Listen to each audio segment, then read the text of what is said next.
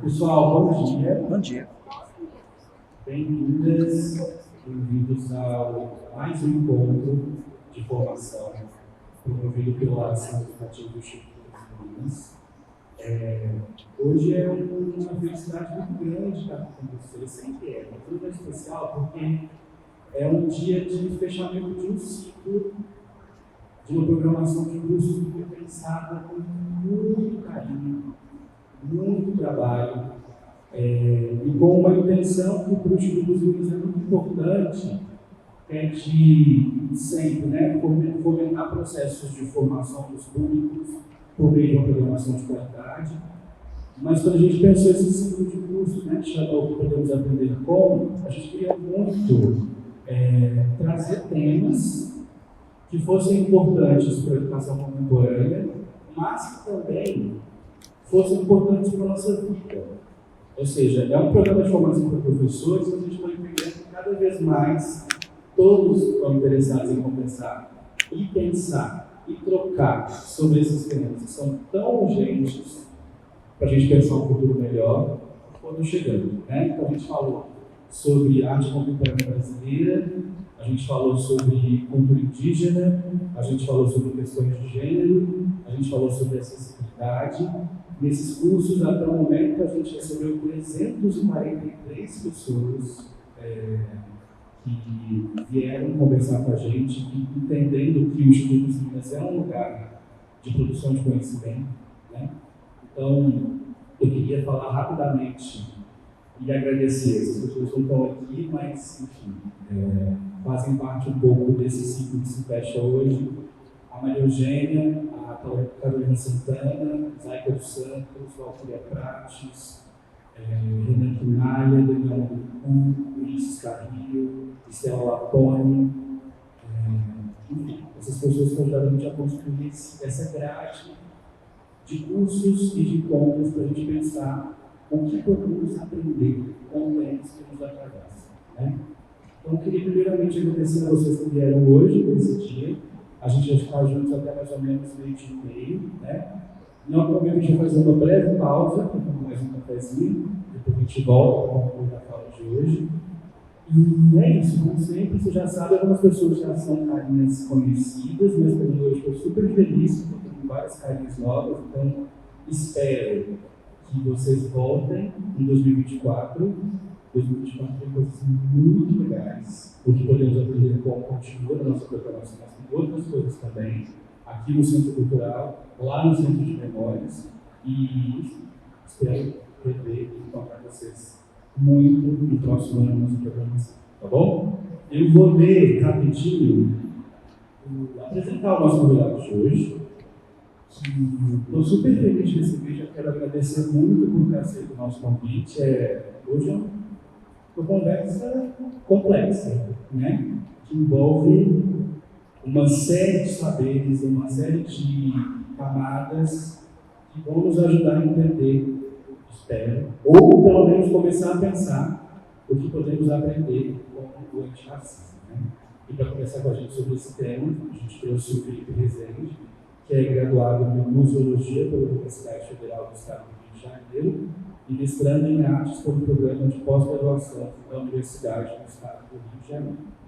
Atua como museólogo, educador museal e curador, fotógrafo e designer gráfico.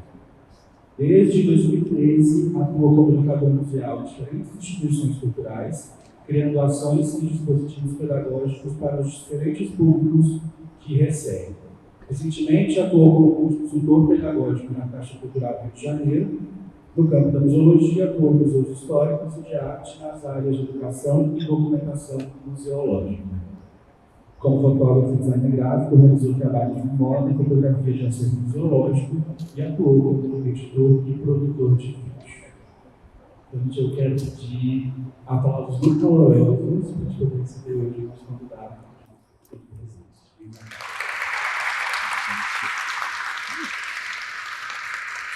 Oi, gente.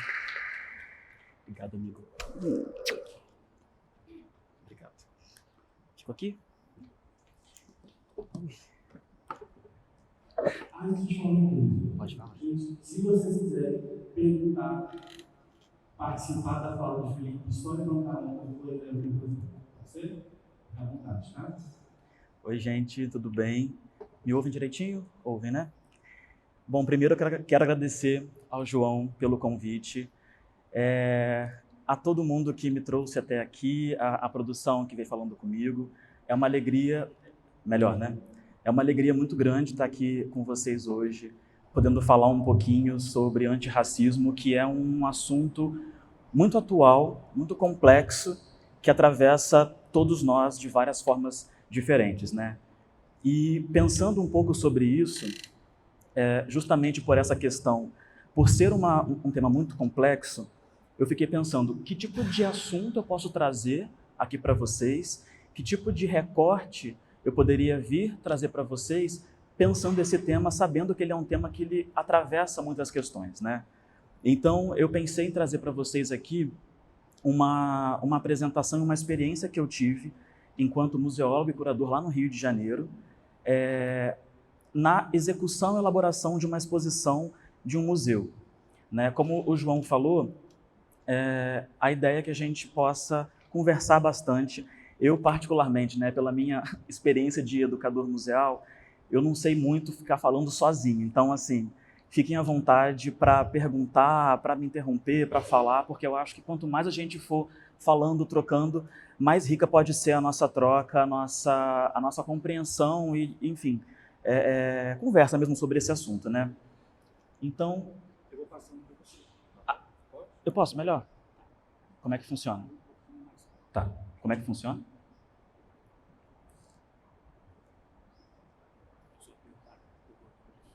O de cima, tá, perfeito.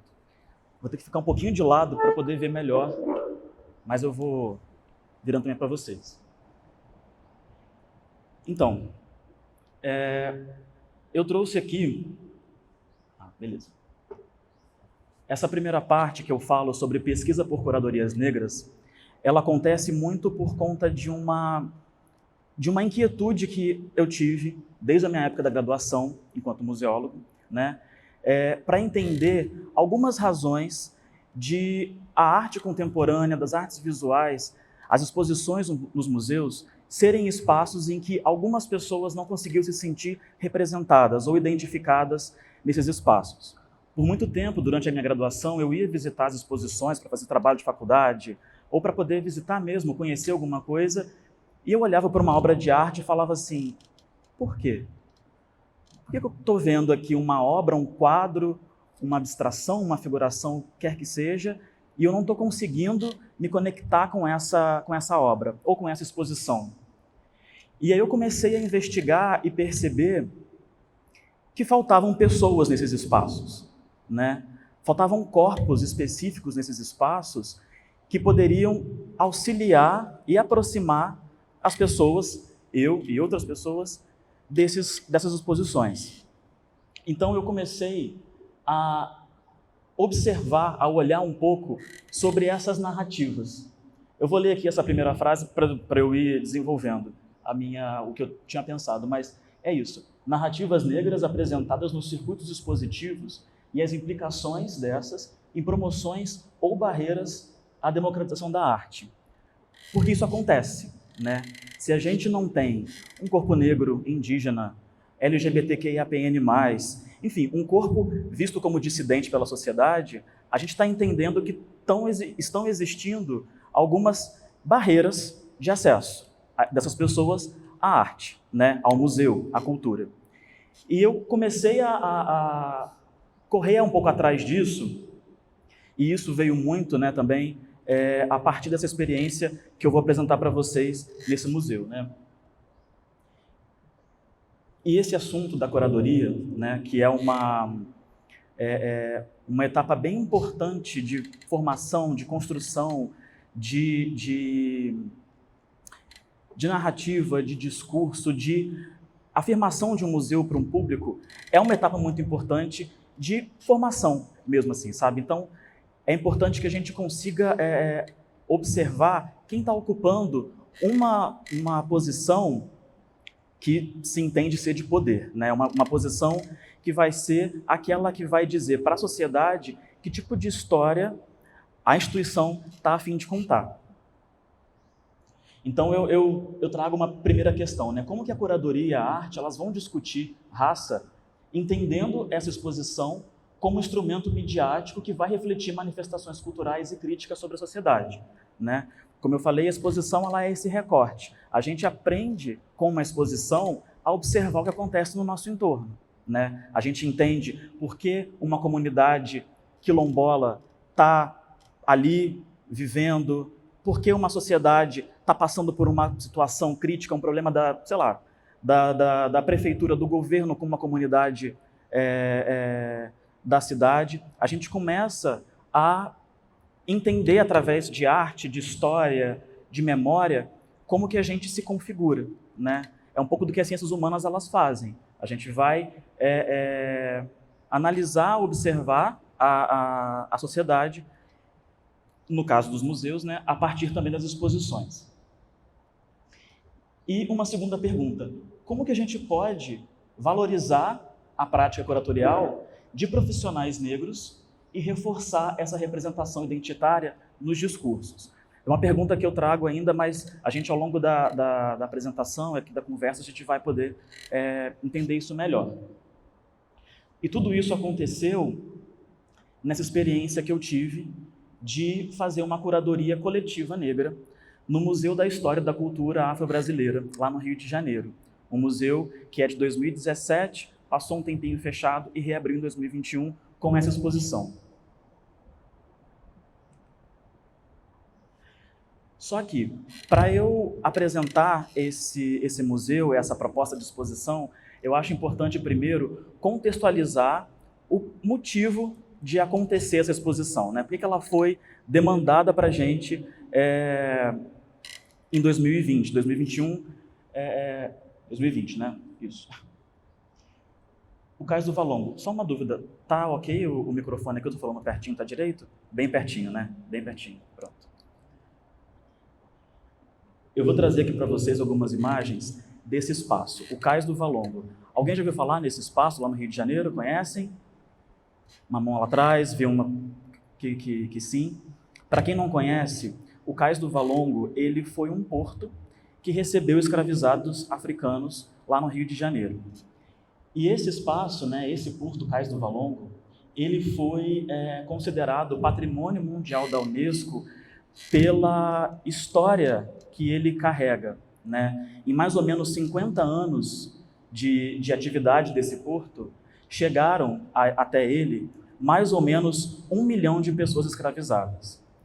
É o porto que mais recebeu africanos escravizados na América. Então, por essa relevância social, histórica, pela história, pela violência, né, que a gente conhece da escravidão e tudo que as pessoas passaram durante aquele período, esse espaço ele foi elevado ao título de Patrimônio Mundial pela Unesco, né? E esse espaço, Cais do Valongo, né, quando ele foi reconhecido como Patrimônio Mundial, houve uma espécie de parceria institucional entre o governo da cidade do Rio de Janeiro, se eu não me engano, o Estado, e a Unesco. Nessa parceria, nessa parceria que foi firmada, né, entre as instituições, houve uma vontade, não uma vontade, mas uma determinação de que algumas ações culturais, históricas fossem feitas para que esse espaço também tivesse esse título de Patrimônio Mundial.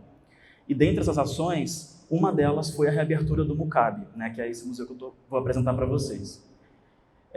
Nesse escopo, o MUCAB ele seria reaberto e foi pedido que uma equipe fosse contratada para poder fazer uma exposição de longa duração no museu, para que ele pudesse abrir para a sociedade. Então, o MUCAB, ele tinha que ser reaberto com uma exposição de longa duração que falasse sobre a cultura afro-brasileira, tendo o Cais do Valongo como marco referencial, né, como marco inicial. Então, como eu falei, né, ele surgiu em 2017, teve fechado durante um tempinho por algumas questões políticas, a pandemia também acabou auxiliando esse processo e ele foi reaberto em 2021. Então, aqui eu trago para vocês algumas imagens do que é o Cais do Valongo. Vocês podem perceber que aqui na parte de baixo tem uma formação, né, de blocos de pedras de um estilo. Acima tem um outro modelo e acima é a rua. Esse é o espaço do Cais do Valongo, o que a gente vê hoje, depois das obras da chamada revitalização da zona portuária do Rio de Janeiro.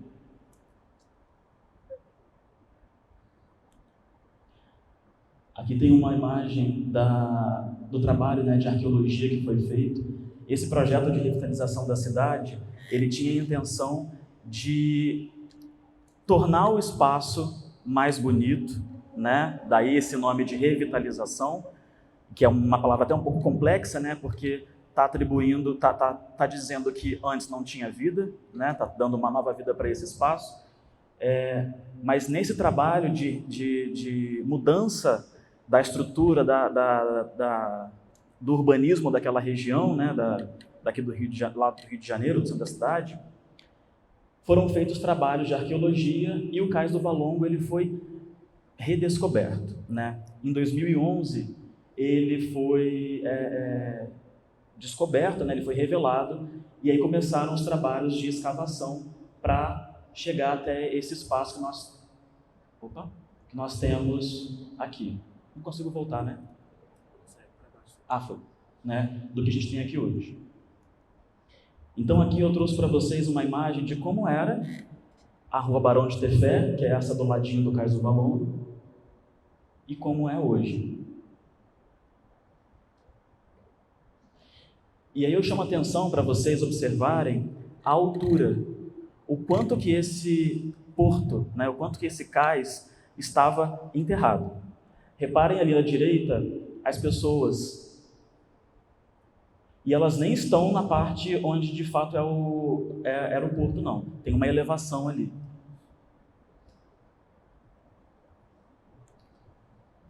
Como era em 2010 e o que nós temos hoje.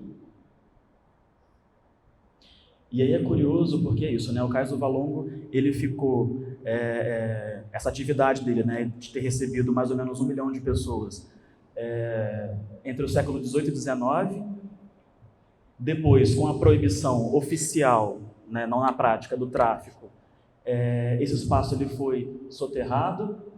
E aí foi feito, não tem aquele negocinho de apontar, não, né? Muito bom, hein? Essa partezinha aqui, estão vendo, tem um obelisco.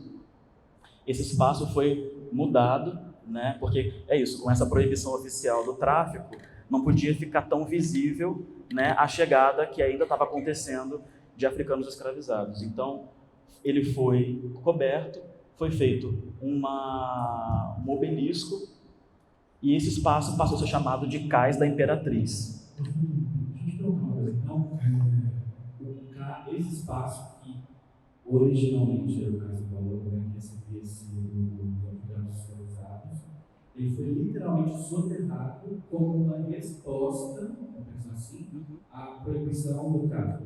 É isso? Isso, é isso. Porque essa parte da cidade, lá no Rio, ela é no centro da cidade, mas ela está um pouquinho afastada da parte dos prédios comerciais, de onde estava o poder da cidade do Rio de Janeiro. Então era interessante que fosse mais afastado dali, né, para que as pessoas não vissem a tragédia, não vissem a tristeza, não vissem a dor, né, não vissem aquela coisa, né, que para eles era muito feia de ser vista. Então afastou, né, foi colocado num lugar mais distante e depois dessa proibição do tráfico, ele foi soterrado.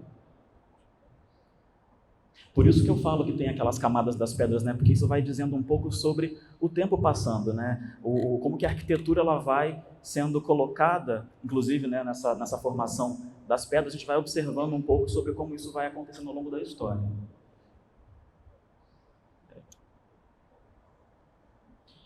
E aí eu trouxe aqui para vocês um print do Google Maps, para que vocês possam ver. Aqui é o Cais do Valongo. E aí só para vocês terem uma noção de como a cidade passou por transformações urbanísticas ao longo do tempo, né? Se aqui era o porto, então, obviamente, o mar vinha até aqui, né? Mas hoje a gente tem essa área toda aterrada. E muita história, né? Enfim, envolvida. Só que essa região do Cais do Valongo, ela, ao mesmo tempo em que ela recebe, né, toda essa violência humana, né, ao mesmo tempo em que isso acontece, o Cais do Valongo também ele passa a ser um lugar de recomeço dessa população que chega, né, que consegue chegar ao Brasil, né? Então, aqui a gente passa a ter essa região aqui, ela passou a ser conhecida ao longo do tempo como Pequena África, porque foi um local de reencontro, de recomeço, né? Um lugar onde as pessoas que estavam ali elas passaram a se conhecer, passaram a se ajudar, a colocar em prática a solidariedade entre elas para que elas pudessem se manter vivas, né? Então aqui a gente vai ter alguns espaços que são lidos como pontos de memória hoje, inclusive. Como, por exemplo, aqui, ó, Pedra do Sal.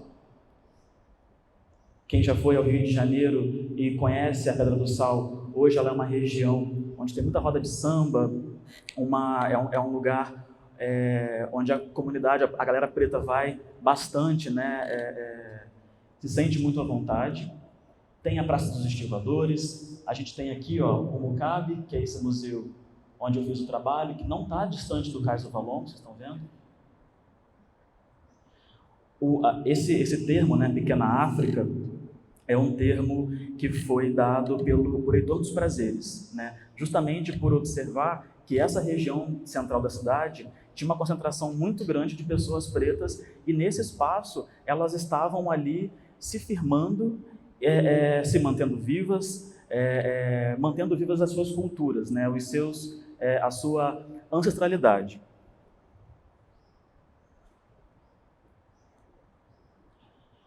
E aqui tem um mapa, que depois eu vou mostrar melhor para vocês, que esse mapa está lá na exposição. Mas é um mapa onde nós sinalizamos, né, quais são os pontos de memória que são reconhecidos, né, nesse contexto da Unesco, do Cais do Valongo.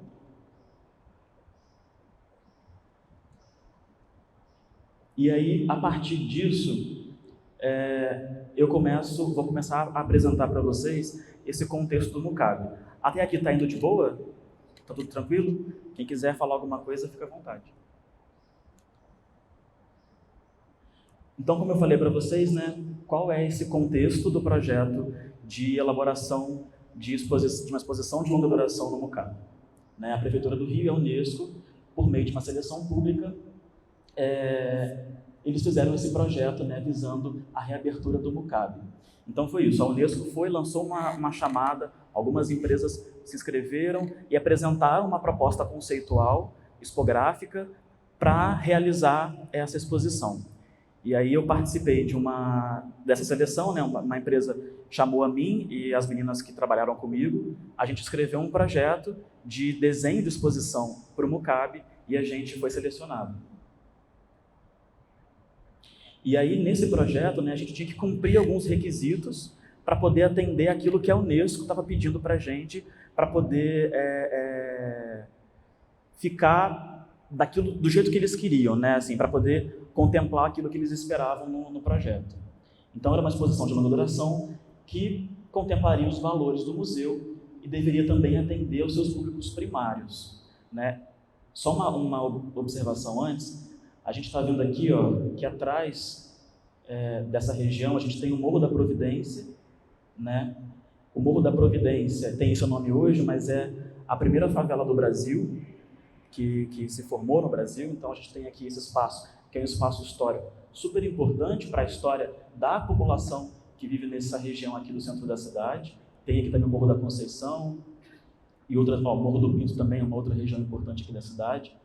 Então, era importante que o museu devesse atender a esse público também, né, daqui da Providência, mas também a população afro-brasileira como um todo, né, ao público preto. E aí nós tínhamos uma curadoria científica, né, que foram textos escritos por historiadoras que pesquisam Cais do Valongo, pesquisam história afro-brasileira. A gente tinha uma referência de pesquisa e eles davam para a gente alguns eixos temáticos, né, sugeridos para que a gente pudesse desenvolver essa apresentação visual dessa história. Então, a partir disso, a gente tinha que materializar isso de alguma forma. Então, aqui eu trago para vocês o prédio do Mucabe. Esse prédio, inicialmente, ele foi construído ainda durante o período imperial para ser uma escola, né? A Escola Santa Rita, inicialmente, para poder atender a essa população local. Era mais ou menos uma estratégia do governo, né? Já que já estava saindo ali do período da escravidão, estava mudando também para a República.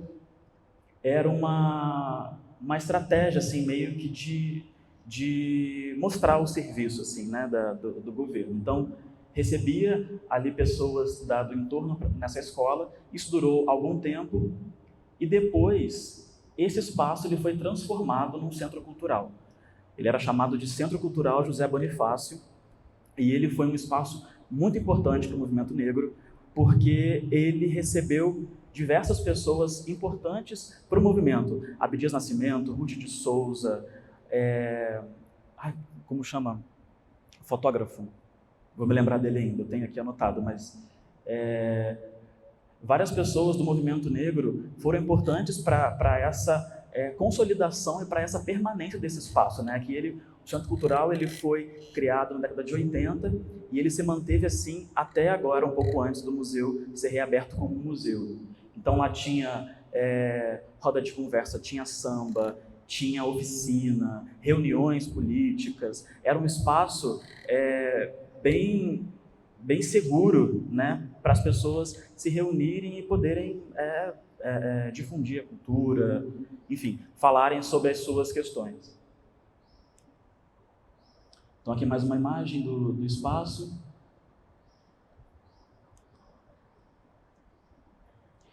E aí, para entrar no assunto da curadoria, e aí também a partir desse tema aqui da nossa conversa de hoje, né, do antirracismo, eu trouxe essas duas perguntas para pensar um pouco sobre como que esse antirracismo ele pode ser colocado em prática a partir de alguns aspectos, né, pensando os aspectos da nossa vida.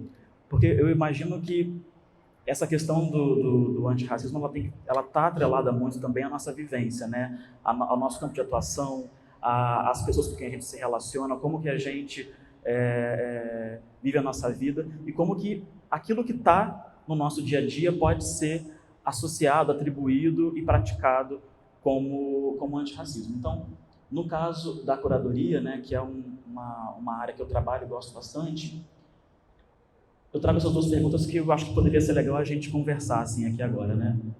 Que imagem a gente constrói quando a gente pensa em curador em artes visuais?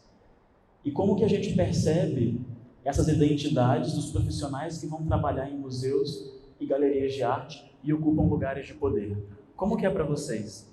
Se pensar assim, um museu ou a empresa onde vocês trabalham, a universidade, quem são as pessoas que ocupam os lugares de poder nos lugares onde vocês trabalham, por exemplo? Alguém tem uma opinião? Como? Maioria branca, né? No caso dos museus, isso é uma realidade quase de 100% dos museus, né? A gente vai ter ali a gestão, a diretoria, quem manda, quem desmanda, quase sempre ocupado por pessoas brancas. E elas vão ali, de alguma forma, ditar a regra do espaço.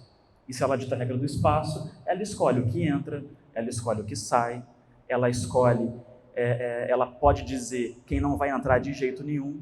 E isso está vinculado, inclusive, ao próprio público que vai estar nessa exposição, nesse museu, né? Quem nunca foi num museu e automaticamente ou instintivamente entrou numa galeria e botou as mãos para trás? Alguém já fez isso? Vendo uma obra de arte? Você levantar, olhar, botar a mãozinha para trás assim, como uma postura de tipo, não posso tocar. Não posso falar alto aqui. Ninguém pode saber. Eu não posso, se eu encostar nisso aqui, isso aqui riscar, acabou para mim. Tudo isso está muito ligado a mecanismos de poder e que estão dizendo para a gente o seguinte: nós, enquanto instituição, estamos te dando pequenas concessões. Você pode ir até aqui, você não pode fazer outra coisa. Então a gente acaba percebendo que muito do público vai estar, não vai estar na verdade, né? Ele não vai frequentar esses espaços. A gente vai entrar no museu e vai observar um tipo de público só. Aqui em Ipatinga acontece isso com as instituições culturais? Como que é?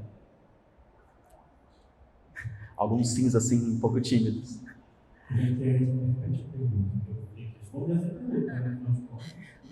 Não, como que é aqui em Ipatinga essa relação, por exemplo, do público? O tipo de público que vai visitar os espaços culturais, né? Porque, por um lado, e aí eu vou puxar um pouco uma sardinha para uma outra área que eu trabalho, que também que é a área do João, que é a educação, né? Por um lado, a gente vai encontrar exposições totalmente distantes do público. E a gente vai ter o educativo, a ação educativa, como a principal força de captação, de fidelização desse público, que vai dizer: você pode vir, tá tudo bem, não tem problema, vem. Traz a sua experiência, traz a sua vivência para a gente poder falar sobre isso aqui. Vem para quê? Vai. Fazer um parênteses rápido, porque quando você faz, tem duas formas de responder essa pergunta, né? Uma vez que você é educador de museu, você nunca mais deixa de ser. Por assim, a gente sempre olha para os públicos pensando nas possibilidades de democratização, né? Porque é sobre isso o nosso trabalho. Então, por exemplo, quando você pergunta sobre quais são os públicos que visitam os museus de Ipatinga, que isso é grande parte, né? Pertencem aos CIMs, ao Instituto. Primeiro, só uma pergunta: gente, quem já viu o Centro de Memórias em Minas? Podemos melhorar essas condições do alto aí. Quarta, domingo, de quarta a sábado, de 10 às 18, domingo, de 10 às 13 horas, entrada gratuita. O Centro de Memória fica lá no Castelo. Você pode mandar esse lugar, a gente fala hoje depois aqui. Que é um bairro no qual não vai ônibus, né? Castelo foi um bairro projetado no começo de Ipatinga para pegar os cargos de CEO das Minas, né? Então, por exemplo, o que eu vejo agora? Ônibus de 26 cidades aqui perto que chegam basicamente todos os dias, dos quais são 40 alunos que vão para o museu pela primeira vez. Né? Então, quando o Centro de Memória aparece aqui na cidade de Ipatinga, 2 anos atrás, ele muda a paisagem daquele bairro. Né? Era um bairro que não era diverso, um bairro exclusivo. Então, agora, essa paisagem é outra. Então, o que você falou para mim faz muito sentido. E é muito legal pensar nisso, né? Como os educativos de todas as instituições, eles acabam cumprindo esse papel de fazer com que os espaços eles extrapolem o que eles se propõem a ser, né? E comecem a encontrar novas formas de buscar os públicos e diversificar esses públicos, colorir esses públicos. Oi? Mas fala pra gente qual é o público fora da escola. Fora da escola, quem é o público? Do Centro de Memórias Minas? Provavelmente os moradores do bairro. Ou funcionários. Então, exato. Então, é por isso. Então, o público ativo tem um papel muito importante naquele espaço, né? De dizer, inclusive, para esses públicos que vão lá, são os públicos escolares, que isso não é interesse, eles podem voltar depois, sem a expulsão da escola, mas o pessoal para. Mas o outro é muito importantíssimo, né? Mas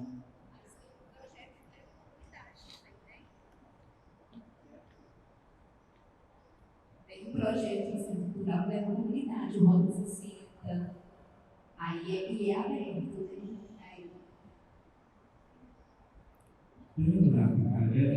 Eles são os nossos sócios para ser possível, sabe?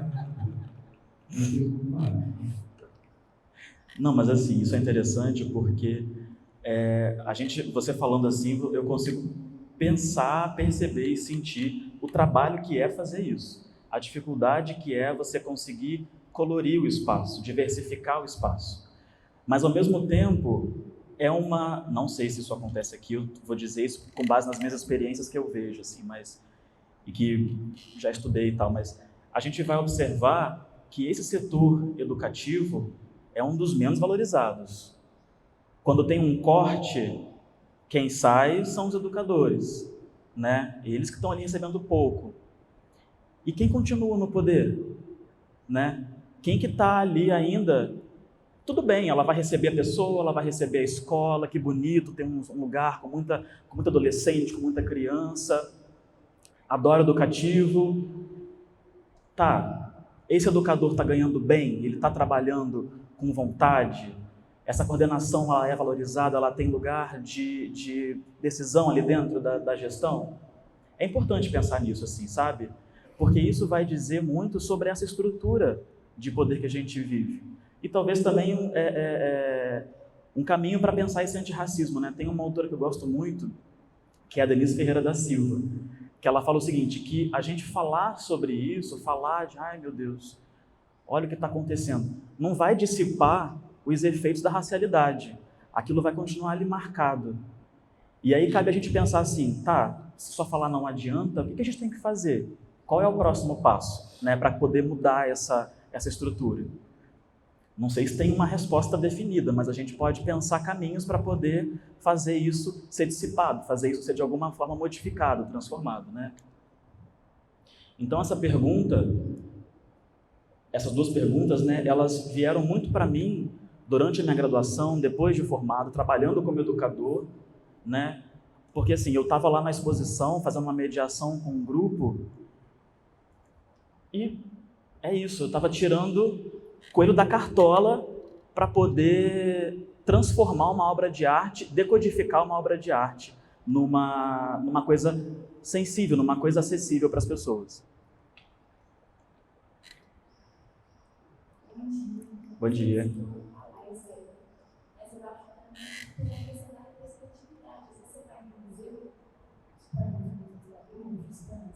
E não tem uma obra de uma pessoa preta.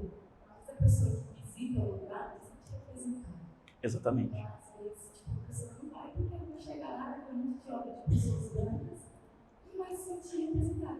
Exato. Então, tem que trazer obras que representem pessoas brancas.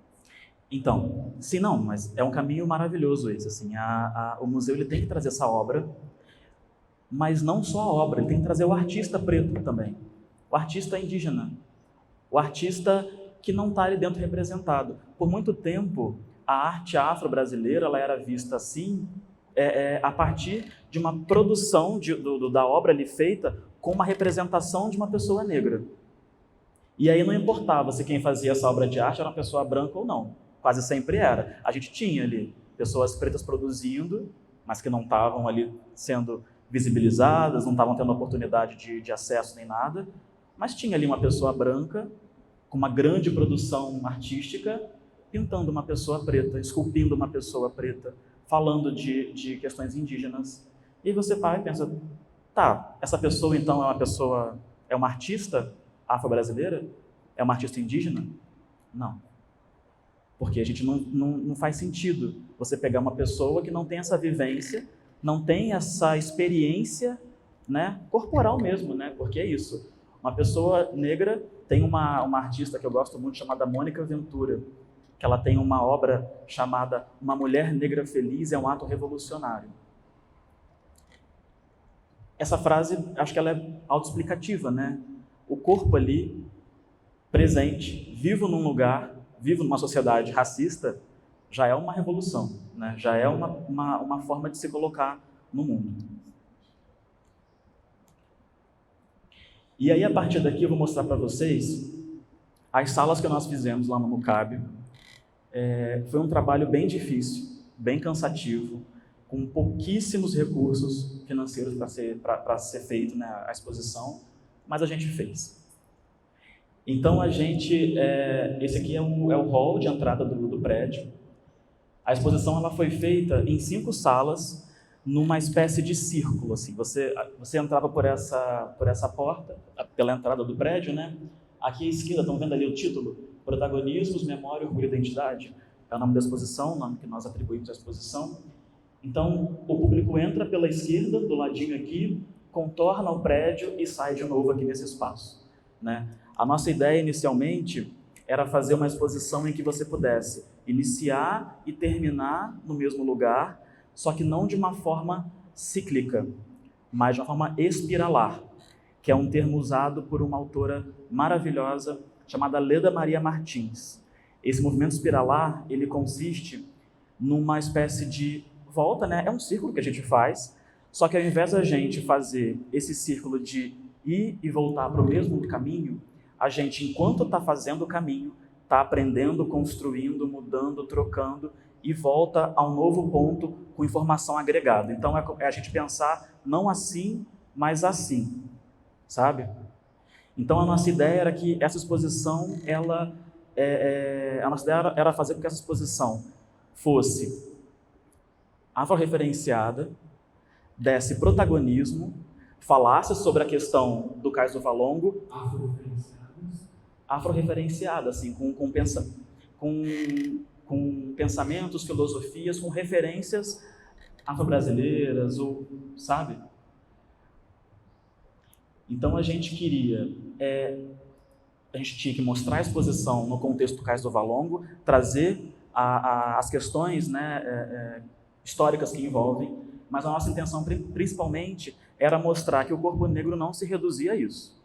A pessoa negra não é só isso, ela não é só dor, ela não é só violência, ela é muito mais do que isso. Então a gente começou esse percurso pela exposição. Eita, não foi. Tá errado, será? Ah, foi. Então aqui mais uma imagem, essa escada lá do prédio. Vocês veem, né, que tem uma arquitetura toda, né, imponente, o que também já fala muito sobre um espaço museológico, né? Muitos museus, eles são alocados em prédios históricos, prédios com características arquitetônicas, né, mais antigas. Então, a imponência do próprio espaço já é um elemento que pode afastar o público. Então, daí já vem uma necessidade da instituição de pensar como romper com essa cara, né? com essa estética. Aqui tem 2 elementos que depois eu vou falar melhor para vocês sobre isso. Bom, essa é a primeira sala que a gente pensou. Vocês estão vendo que é uma sala, entre aspas, vazia, não tem muitos objetos ali instalados nas paredes, mas a gente trouxe essa sala, a primeira sala da exposição, chamada Nossas Origens, para justamente contextualizar esse espaço, essa chegada das pessoas ao Cais do Valongo, né? Então, a gente tem aqui à esquerda um mapa, tem uma imagem mais nítida dele, depois eu vou mostrar para vocês. Tem essa instalação aí em cima, que é um mobile com alguns tecidos afro-brasileiros, e ali no final tem uma obra, eu não me lembro se está aqui, mas eu acho que está, ela com mais destaque. Se não tiver, depois eu volto e falo sobre ela. Mas aqui, essa sala, a gente tinha a intenção de fazer com que ela fosse uma espécie de um memorial, para que a pessoa pudesse entrar nesse espaço, chegar e sentir um pouco sobre como foi esse começo. Não só pela violência, mas principalmente pela ressignificação, né? Já que chegou, como é que a gente vai fazer agora para se manter aqui? Quais são os nossos mecanismos, as nossas ferramentas para a gente se manter aqui presente, se manter vivo? Então a gente trouxe um pouco dessa referência aqui na sala.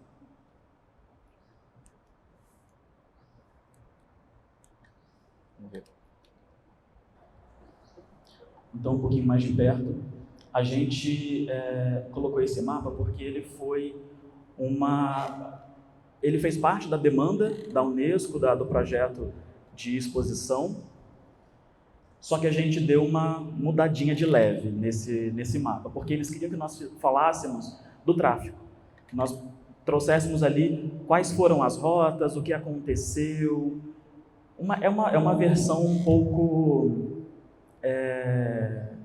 ocidentalizada demais, uma versão um pouco opressora, eu acho, assim, sabe? Porque é reforçar uma ideia negativa sobre uma população, né? Então, a gente teve essa demanda de trazer esse mapa, mas a gente mudou ele um pouquinho. O que a gente fez?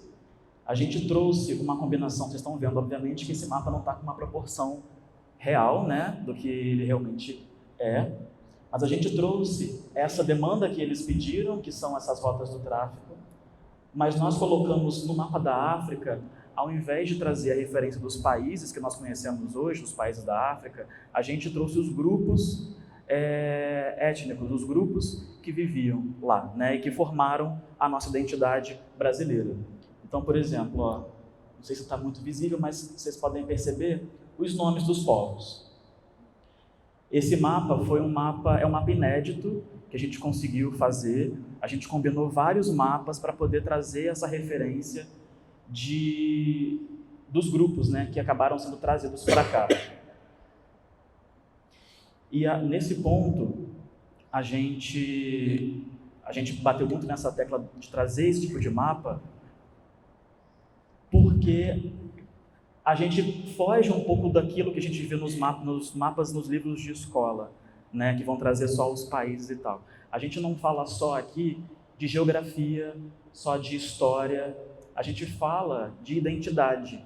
É a gente reconhecer um pouco que tipo de povo ocupou, por exemplo, a Bahia, o Rio de Janeiro. Quais foram os grupos que foram levados para esses lugares no Brasil e como que essas culturas elas foram manifestadas e mantidas aqui no Brasil a partir da chegada deles. Então tem aqui alguns portos. Oi? Não tem. Exato. A gente aqui, do ladinho, a gente só colocou um mapinha pequenininho da África que a gente conhece hoje por uma questão de referência, porque muitos de nós não conhecemos essa informação, a gente não consegue, né, a gente não sabe quais são as centenas de grupos, né, que estavam lá em África. A gente traz aqui para ter essa referência, mas a ideia principal é trazer o grupo. Yorubá, Ibo, Teke, Congo. E aí, com isso, a nossa ideia foi trazer aquele mobilezinho para a gente mostrar como que essa cultura, que é riquíssima, ela é particular também, ela é única, né? Cada uma delas, como esse grupo de culturas veio para cá e formou a nossa sociedade, né? Quais foram essas coisas que eles trouxeram para a gente? Religião, palavra, roupa, pensamento filosófico, por que não? Né? Arqueologia, tecnologia, né? Então a gente mostra aqui para o público que aquela pessoa que chegou no navio não era uma coisa, não era mercadoria, ela existia, ela era gente, né? Ela trazia ali a sua cultura. Aí eu trouxe a foto assim. Esse trabalho do Rona se chama Presença. E aqui a gente colocou esse trabalho, para quem não conhece, isso é uma espécie de uma moldurazinha de quadro. Ele coloca na parte superior dessa moldura fios de contas, são chamadas lágrimas de Nossa Senhora, que são umas sementinhas pequenininhas. E é um tipo de acessório, claro que dessa forma que está estilizado, né, um trabalho artístico, mas é um tipo de acessório visto no candomblé, por exemplo, né? As iabás, que são as orixás femininas, elas usam esse acessório no corpo, então isso é caído assim pela frente do corpo. E o Rona, ele tem esse trabalho porque ele faz uma referência à própria ancestralidade, a sua mãe, a sua avó, as mulheres da sua família. Então aqui, e ele chama de presença, né? Ele está dizendo para a gente isso, todo mundo que veio antes de mim me ajudou, me formou, né? Trouxe até hoje e me fez ser quem eu sou hoje. Então, essas presenças, elas estão aqui vivas em mim. Então, ele traz uma referência da sua família na exposição, e a gente colocou essa obra para ter um pouquinho dessa proximidade particular, né, individual.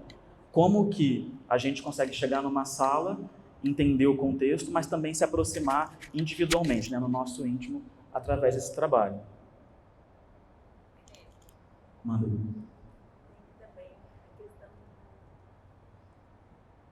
Esse trabalho que é feito a memória, né? Que imagem é essa que estaria refletada? Sim. Sim, isso é importante, porque você me lembrou uma coisa que Abdias falava, que é a obliteração da memória. Isso fazia parte também desse processo de escravização, de violência, que é apagar a memória das pessoas, né? É retirar delas, destituir as pessoas, tudo da identidade delas. Então, a pessoa sai de África e vem para cá com outro nome. Ela se junta com uma pessoa de um outro grupo. Como que ela ia se relacionar com uma pessoa que não falava a língua dela? Bota no mesmo lugar. Então, isso também é uma marca dessa violência racista, institucional não, mas enfim, essa marca racista que vai apagar a memória. Vai fazer com que a pessoa esqueça quem ela é, esqueça a sua identidade, esqueça a sua origem. O Rona aqui, ele faz isso, ele mantém, ele resgata, né? Ele traz essa questão, essa memória, né? Essa questão como uma coisa importante para o trabalho.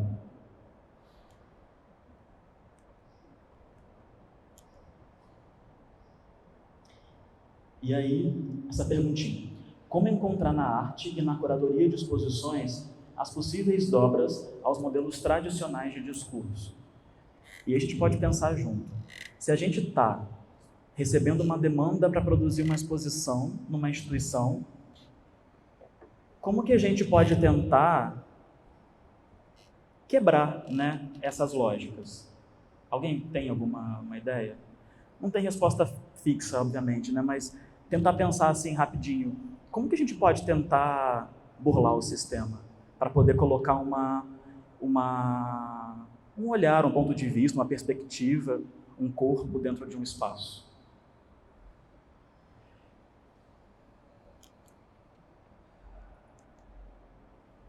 Aí eu trouxe de volta para vocês aqui uma das nossas estratégias para poder fazer isso, né? Para poder romper com essa estrutura que foi imposta para a gente. Aqui a gente tem dois elementos do prédio. Esse chamado Serpe Imperial, que era um símbolo do brasão imperial, né? Um símbolo que representava bravura. Isso falava sobre as casas, as dinastias portuguesas. É um elemento muito presente lá. Tem uma de cada lado na escada, né? E tem essa estátua chamada A Negra, feita por um francês chamado Mathurin Moreau, que foi feita no contexto do pós-abolição, né? Numa ideia de falar sobre a população negra. Só que tem dois problemas nessas duas obras, né? Primeiro, representam uma cultura europeia, representam um grupo branco. E no caso aqui da Negra, a gente está falando de uma alegoria. Não tem representação de uma pessoa negra, uma pessoa que existiu, uma ideia. Sabe, vocês já viram aquele quadro não vou lembrar agora o nome, mas é um quadro, uma pintura francesa que tem a imagem da liberdade? A Marianne, isso. Que é o símbolo que está na nota do real, né? A Marianne é aquela figura alegórica que está lá na guerra. Ela não existe. É uma representação, né, uma fantasiosa de um corpo feminino. Os homens estão lá, personificados. As mulheres não estavam. Aqui é a mesma coisa. E vocês estão vendo que é uma pessoa que está segurando a luz, né, a mudança, esse progresso, e a cabeça está baixinha. Estão reparando? E chegou para a gente essa demanda. A gente estava lá fazendo, escrevendo, produzindo, trocando com a galera. E aí disseram assim, vocês têm que colocar nas legendas, vocês têm que falar sobre a serpe e a estátua, porque elas estão ali presentes na exposição. Tem que falar. A gente falou, não vamos falar. Tem que falar. Não vamos falar. Tivemos que falar. Porque, né? Quem está mandando, quem está pagando, quem está dizendo o que tem que ser feito, no final, né? Tivemos que falar. Mas, já que tem que falar, a gente fala do nosso jeito. De que jeito? A gente, para essa exposição, a gente tinha um acervo da instituição, que não era muito grande na época, e para compor a exposição e trazer uma atualização das obras que estavam sendo expostas, a gente convidou 5 artistas para poder participar da exposição. A gente convidou artistas, pagou os artistas e perguntou se eles doariam suas obras ao museu.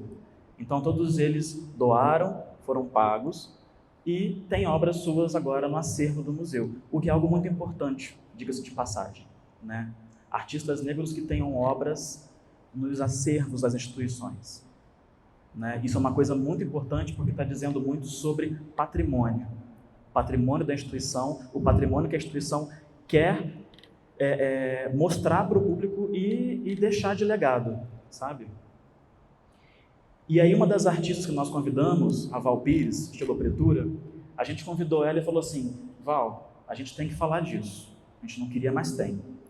A gente quer que você produza uma obra em que você possa confrontar essas obras aqui. Já que tem que falar, vamos falar do debate, do embate. Então, a Val, que faz estilogravuras, ela produziu esse trabalho. Oferenda à Liberdade. O que vocês veem de diferença entre esse trabalho dela e as obras anteriores? Altivez. Esse já é um ponto primordial. A cabeça não está baixa, a cabeça está para cima.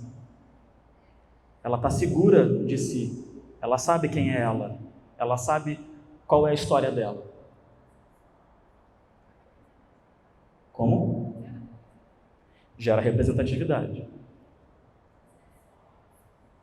Os acessórios, né? Ela está com joias, né? Ela carrega um balaio, estão vendo? Com espada de São Jorge, outras joias. Como? As contas. Tem um detalhe. Oi?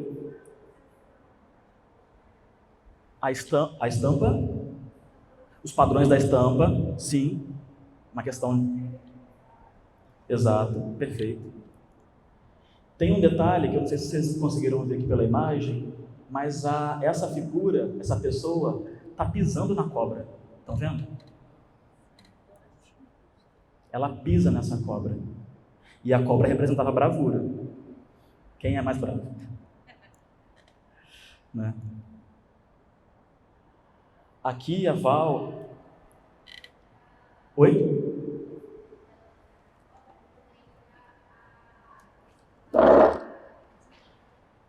Perdão, desculpa, não entendi. Deixa eu levar o telefone.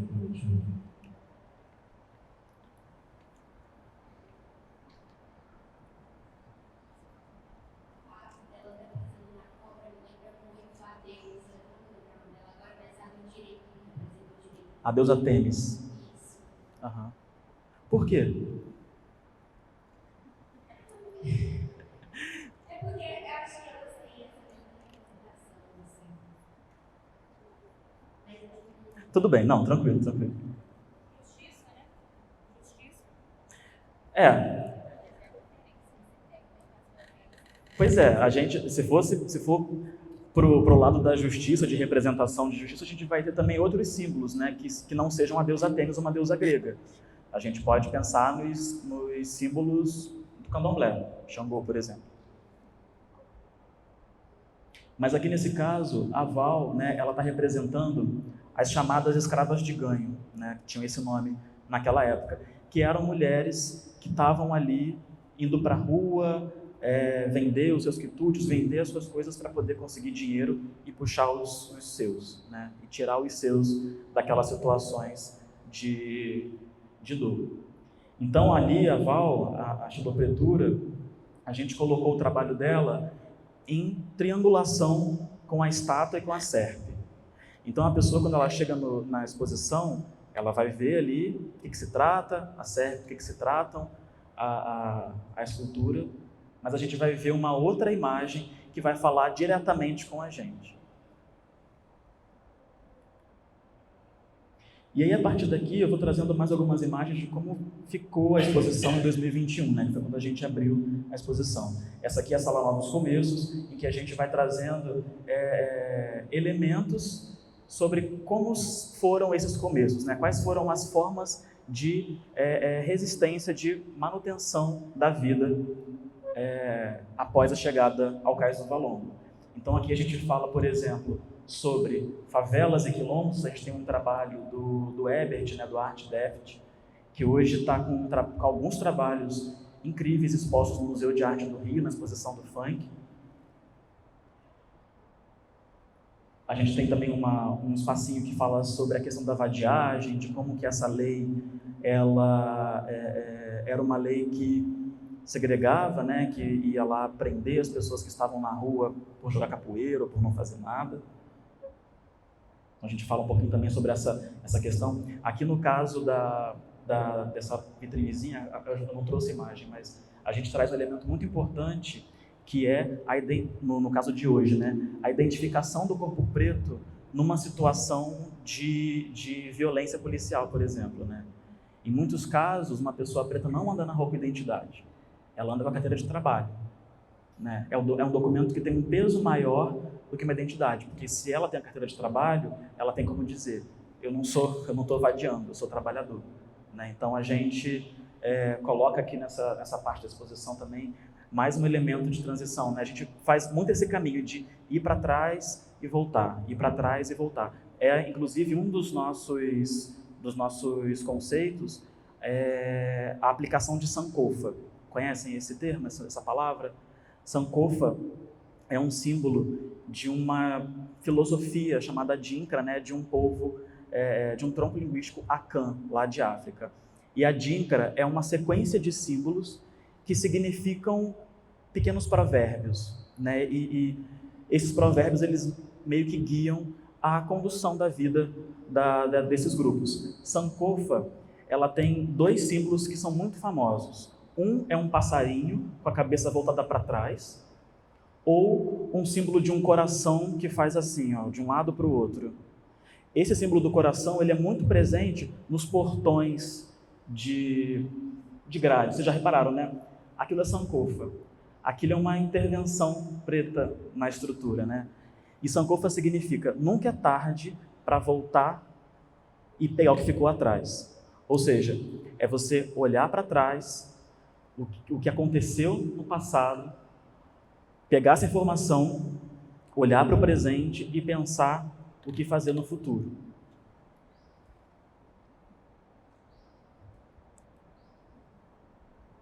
Aqui a gente trouxe uma representação da religiosidade como um dos elementos de solidariedade do povo preto, né? Muitos terreiros foram criados na região da Pequena África, no Cais do Valongo, né?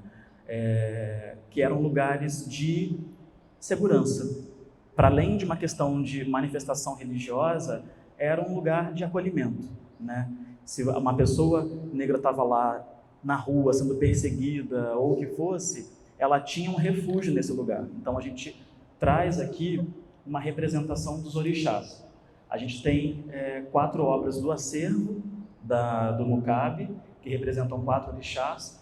Como nós não tínhamos os outros, a gente comissionou, que é o nome que se dá a esse convite de obra de arte para uma exposição, uma instalação com plantas. E aí a gente trouxe essa representação dos orixás através das plantas. E para isso a gente convidou 3 pessoas para poder fazer esse trabalho. Mãe Celina de Xangô, que é uma orixá da região, maravilhosa. Marcelo Lindolfo Manuel, que foi a pessoa que plantou essas árvores. Ele trabalha com jardinagem, uma pessoa muito cuidadosa. E Newton Santos de Andrade, que foi a pessoa que fez essas ferramentas dos orixás. Isso fala um pouco também sobre essa democratização e quebra de hierarquia na hora de nomear as pessoas. É muito importante que a gente nomeie as pessoas, que a gente dê nome, sobrenome para as pessoas. Porque em muitos casos isso não acontece, né? A gente vai ver nos museus fichas técnicas, a gente não encontra vários nomes presentes. Às vezes a gente encontra só o primeiro nome. Mas assim, muitas pessoas produzem isso aqui também. Muitas pessoas dão o seu suor para fazer essas coisas acontecerem. Então, a gente convidou eles para fazerem o trabalho, e a gente fez questão de colocar o nome de cada pessoa que produziu isso. Então aqui mais um detalhe do trabalho do Ebert e um trabalho do Senegambia, que é uma releitura eu nunca sei a pronúncia certa desse senhor, Rugendas.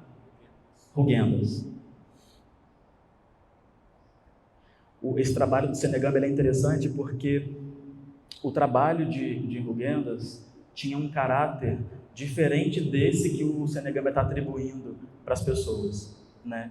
Que é o seguinte: naquela época, essas pessoas que vinham ao Brasil, os europeus, eles vinham para cá muito na intenção de registrar o que estava sendo visto, de catalogar, né, de documentar. Então, catalogação, documentação, a gente faz de objeto, a gente faz de coisa, não de gente. Então, antes, essas pessoas representavam as coisas dos portos, do porto de Angola, do porto do Congo, Benguela. E aqui o Senegambia ele já está mudando isso. Ele bota o óculos, ele bota o colar, o chapéu, ele traz identidade, ele traz representação para a pessoa. Ele personifica, né?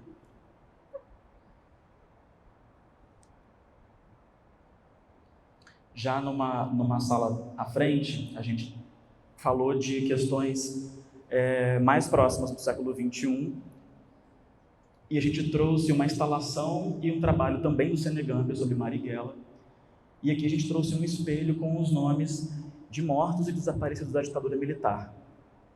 E colocou isso no espelho, para que a gente pudesse se ver nesse espelho e pudesse ler esses nomes. Isso aconteceu há 40, 50 anos, 60 anos. Mas acontece hoje também, né? Pessoas pretas morrem e desaparecem. Então, assim, é uma oportunidade da gente poder olhar para o que acontece e não para pensar assim, nossa, eu podia ser mais um que poderia morrer e tal. Não, mas assim, isso acontece. O que eu posso fazer para não acontecer mais? Como mudar isso? Como impedir que isso aconteça?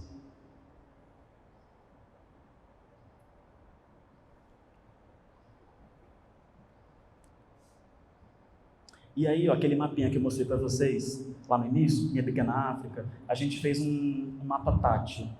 A gente colocou uns pequenos postes e ali a gente dava a possibilidade da pessoa se localizar nesse espaço, né? Qual é o lugar dela na Pequena África? Aqui a gente trouxe os pontos de memória, né, da Unesco, mas era importante a gente poder perceber o quanto esse espaço todo é nosso também, né? E o quanto que a gente quer ocupar, o que a gente quer fazer desse espaço, enfim. Essa salinha é uma salinha mais para poder falar sobre a história do prédio, sobre a história do próprio Mocabe, e ela dá acesso, de novo, ao hall de entrada, né? Onde está o trabalho da Val, e a escada, enfim. Essa é a missão de qualquer exposição, né? Seja ela declaradamente antirracista ou não, mas uma obra de arte, de alguma forma, ela nos coloca numa situação de olhar para nós mesmos, né? E aí eu pensei, quando você contava a história do Valongo, da construção do museu, e como que isso está muito enraizado no território do Rio de Janeiro, mas não só, né, fala de uma diáspora. Eu fiquei pensando assim, uma coisa que enfim, se alguém também pensou isso junto comigo, pode ser mais utilizado. Eu fiquei pensando, gente, em que medida que essa história que você contou também se aplica a outros territórios? Ou seja, eu fiquei pensando, onde seria o caso do valor de Patinha? Oi? Onde a gente está? Na Pedra Mole também é um desses lugares, né? Em que medida que a gente olha para esses lugares para ajudar a contar essa história de forma crítica, não só dizendo que esses lugares existem, que eles são importantes, mas que eles também são uma plataforma para a gente rever a própria história que eles representam de forma pessoal. Eu amei o que falou de um museu para atender ao público preto. Isso eu acho muito forte, né, porque os museus são instituições muito coloniais, né, entre tantas outras, que na maioria do tempo foram construídos seus acervos a partir de roubos de obras de arte de outras culturas. Então, um museu para pessoas pretas. Por quê? Para que é importante? Você mostrou a partir das imagens que construíram esse museu. E eu também fiz uma pergunta, que a gente pode tentar responder também. Será que é possível pensar em um antirracismo estrutural? Se a gente fala de racismo estrutural, como seria pensar em um antirracismo estrutural se o UNCAB, por exemplo, é uma instituição que contribui para essa resposta, talvez, né? E por as coisas que eu poderia comentar da sua fala. Eu vou te pedir para depois retomar, porque minha cabeça fraquíssima apaga tudo. Mas, um primeiro ponto, você fala sobre como localizar o MUCAB aqui em Ipatinga, né? No nosso caso lá no MUCAB, eu acho que é um movimento que talvez poderia ser aplicado aqui, pensar um diálogo com a comunidade. De que forma, né? O MUCAB, ele é considerado um museu de território, né? Sendo um museu de território, é um museu que vai ser constituído e feito pelas mãos da comunidade. E aí a gente, no nosso processo de curadoria, de construção, de elaboração da exposição, a gente tentou muito, não foi possível, mas a gente tentou muito, consultar a população, consultar as pessoas que moram ali e perguntar: o que vocês esperam desse espaço? O que vocês querem ver nesse espaço? Que tipo de conteúdo vocês querem ver nesse espaço? A gente teve essa preocupação porque isso já era uma coisa que eu observava lá e depois, com o tempo, em outras experiências, eu fui vendo com mais força que esses trabalhos de curadoria, em muitos casos, eles são feitos, pensados para outros curadores, para outras elites, para os pares deles, assim, sabe? E a gente, nesse processo de construção da exposição, a gente pensou: nós somos 3 pessoas pretas, estamos fazendo uma exposição sobre matemática preta, a nossa missão, a nossa intenção é fazer uma exposição para pessoas pretas. Não que o branco não possa ir, não possa frequentar, não possa não possa absorver o conteúdo que está ali, não possa interagir, fruir aquele conteúdo. Pode, mas o nosso foco não é esse grupo. É um museu que está falando dessa história, dessa cultura. Transpondo para cá, para Ipatinga, eu acho que um caminho é ter essa participação coletiva, assim, sabe? E aí eu acho que eu já emendo um pouco na sua segunda pergunta sobre como é o museu... O museu como... Vai. Em que medida essa história pode ser aplicada aos territórios, uma exposição para entender quem somos? Não, você fala sobre, não é um museu antirracista, não, sobre como... Pensar em antirracismo estrutural. Um antirracismo estrutural, isso. Algo que eu tenho tentado pensar, aplicar, e é o que eu vejo também um pouco de outros profissionais que trabalham com curadoria e com arte, é um caminho de reterritorialização, sabe? É você ocupar esse espaço e reterritorializar, sabe? É isso, é chamar as pessoas para dentro, é você ter a oportunidade de ocupar uma gerência, ocupar uma direção e trazer outras pessoas pretas para o mesmo lugar, sabe? É puxar, fazer valer esse coletivo, porque, assim, de um modo geral, não tem museu antirracista, sabe? Eu acho que não tem um museu antirracista. Eu estava vendo outro dia uma fala do professor Igor Simões, que ele falava sobre museus antirracistas e tal. Ele falou assim, para o museu ser antirracista, tem que ter dentro dessa instituição 56% da população preta. Tem. Não tem museu que a maior parte da população, da equipe é preta. Como que isso vai mudar, sabe? Eu acho que é isso. O museu ele é fundado em bases racistas. Ele nasce na Europa, ele é constituído de maneira racista, né, racializada. Ele vai ditar quem que está ali, sabe? Ele vai escolher o acervo dele. Então, assim, para esse museu ser antirracista, eu acho que a gente tem que pensar em outras mudanças antes, assim, sabe? Porque isso, a gente vive uma sociedade racista. Todo dia a gente está vivenciando o racismo. Então, é uma questão muito estrutural. Mais do que institucional, é estrutural. Então, por isso que eu tento pensar caminhos, porque eu acho que são muitos que a gente pode tentar pensar para ser antirracista, para pensar esse antirracismo. No contexto dos museus, uma coisa que eu acho que talvez possa acontecer, não sei se eu estou sendo assim muito utópico na minha fala, mas tentar propor de alguma forma uma deshierarquização das coisas, assim, sabe? A gente está muito hierarquizado, a gente está muito sob não posso porque esse não deixa, que aquele lá falou que também não pode. Mas na exposição, como é que a gente tenta equalizar, como é que a gente tenta horizontalizar essas relações que estão sendo construídas, estão sendo formadas? No nosso caso, lá no MUCAB, a gente teve essa vontade de chegar para as pessoas e falar, gente, a gente quer ouvir vocês. Mas, ao mesmo tempo, também a gente teve o cuidado, a preocupação também de fazer o seguinte, de pensar o seguinte, a gente vai entregar uma exposição para o público preto sabendo que não vai atender todo mundo, porque a gente não consegue resumir a nossa história em 5 salas.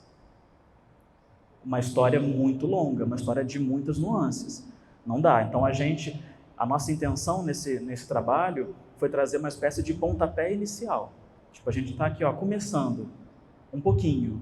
É uma contribuição pequena que a gente está dando, mas assim, venham, ocupem, façam mais. Esse espaço é totalmente nosso. Então, quando você colocou, quando foi colocada aquela lista lá, né, dos pretos lá, mortos na ditadura, então você quis mostrar para o povo que aquele grupo lá, muito claro também, sumiu. Não era para servir de comparação. Como assim? Não entendi, desculpa. Tinha uma lista, pela lista lá, Isso. das pessoas sumidas, Isso. né, da ditadura, Isso. pessoas pretas. Então, foi uma forma de mostrar as pessoas pretas que sumiram, torturados. Ali foi uma intenção de mostrar pelo viés da política como o racismo se estrutura e onde a gente vai encontrar pessoas que possam, nesse campo da política, combater isso. Então a gente teve ali o espelho com os nomes e Marighella como uma representação de uma pessoa que lutou para que aquilo não acontecesse mais. Essa exposição, como eu falei, né, foi um pontapé inicial, a gente tentou trazer vários aspectos. Acabou que eu não trouxe aqui na imagem, mas, por exemplo, a gente trouxe algumas obras que falavam sobre saúde mental, por exemplo. Como que a saúde mental afeta as pessoas pretas? Quais são os efeitos do racismo na sociedade que atingem a gente do ponto de vista mental? Então, a gente trouxe um pouquinho de algumas obras que poderiam falar sobre isso, pegando o mito da democracia racial, pegando algumas questões para poder refletir sobre. Entende? Respondi mais ou menos? Obrigado. Foi bom você falar da saúde mental. Eu li aquele livro lá sobre o Holocausto e Barbacena. Como?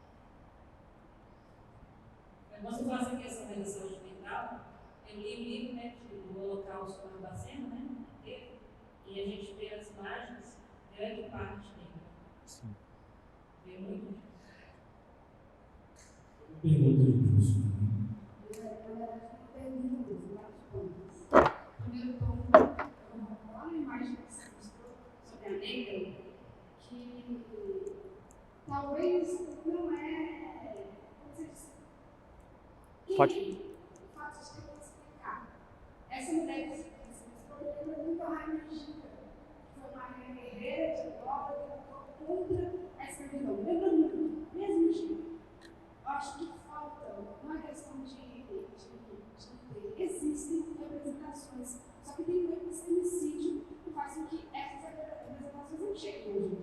Existem diversas rainhas africanas, por exemplo. Por que isso não chega até nós? O que me incomoda, eu não gosto de pessoa professora de história e eu odeio museu. Pelo fato de todas as representações serem só do lado do escravizado. Eu vi disso. Então, eu detesto o museu por essa questão. Estudei terror, eu vi uma de terror, que não é para mim.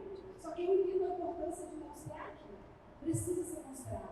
A escravidão é um ponto, precisa ser mostrado, debatido o tempo inteiro. Precisa sim ter museus concorrentes, mas que tenha mais do que isso, que tenha um antes. Eu acho que um antes é fundamental. O Brasil é um país afro, que o que a gente tem luta para que, né, continuemos vivos.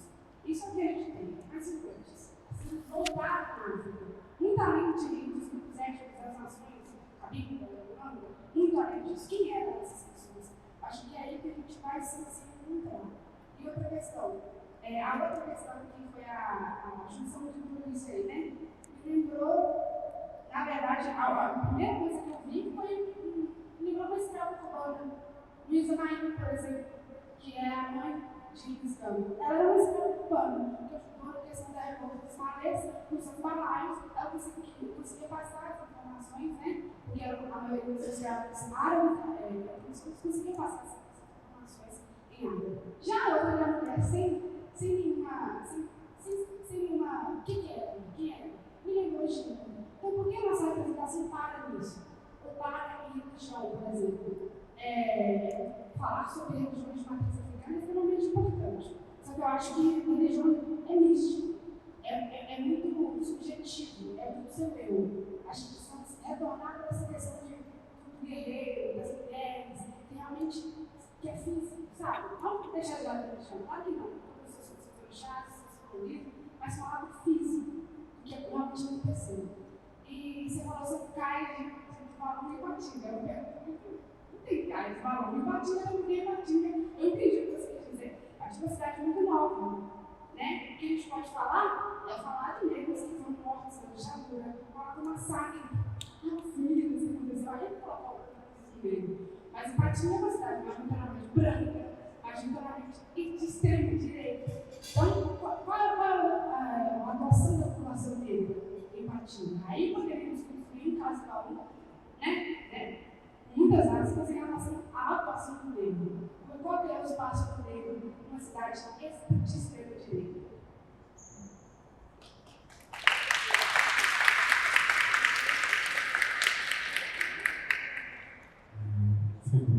Vai, pode falar, quer falar?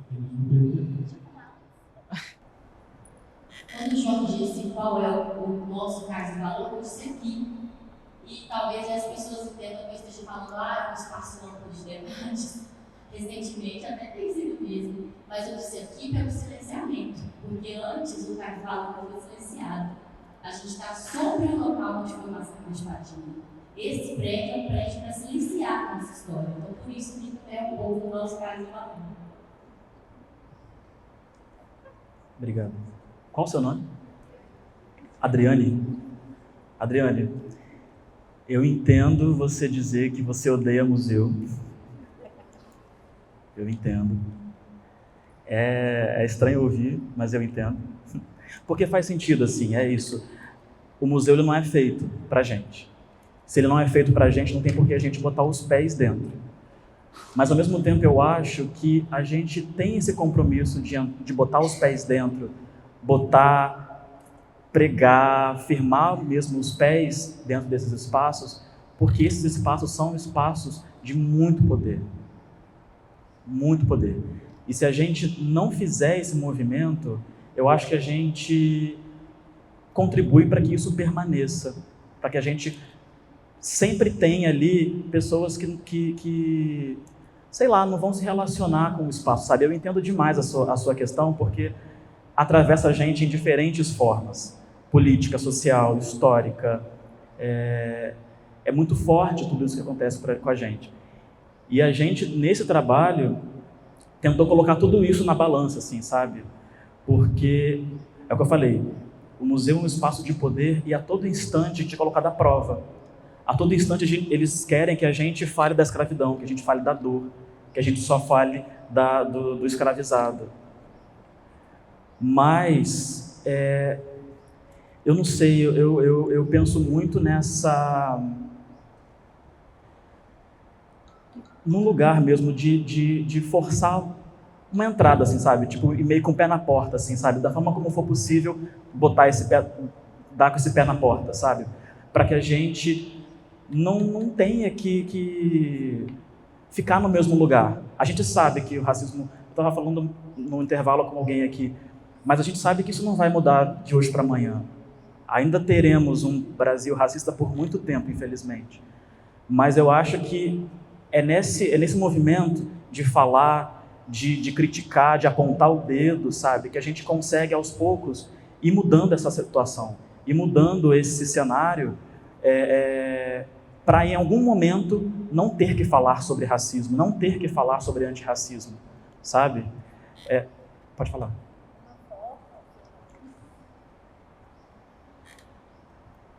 Forma que nós poderíamos, então, trabalhar esse antirracismo seria desvincular, toda essa cultura apenas a escravidão e começar a trazer as potencialidades dessas vivências e até uma forma mesmo, na história, parar de falar um pouco da escravidão em específico e começar a falar desse povo.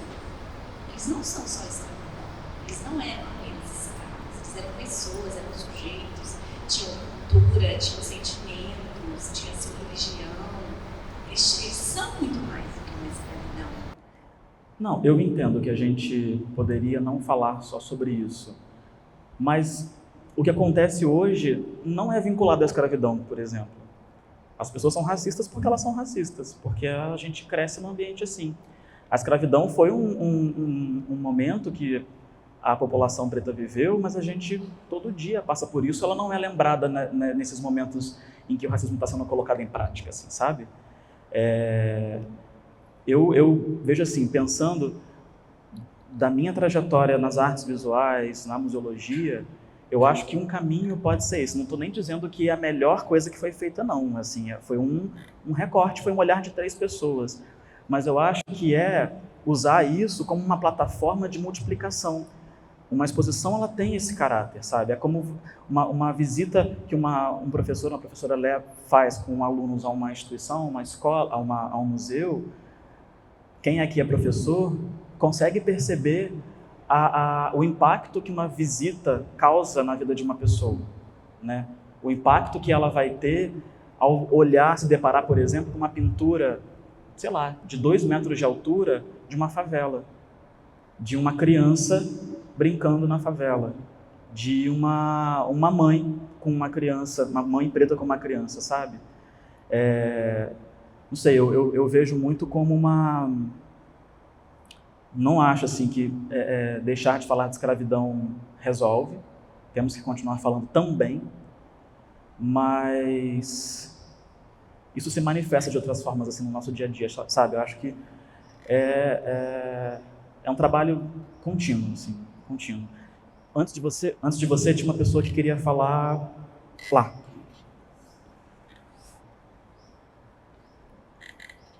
Vai.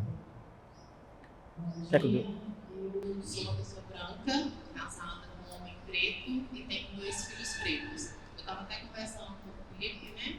Que eu e meu marido foi quase 24 anos juntos, então há uns 22 anos atrás, aqui dentro do shopping, eu e meu marido nós fomos perseguidos em tempos diferentes, 3 vezes pelo segurança. E aí meu marido não veio mais, ele começou a vir uniformizado, entre a questão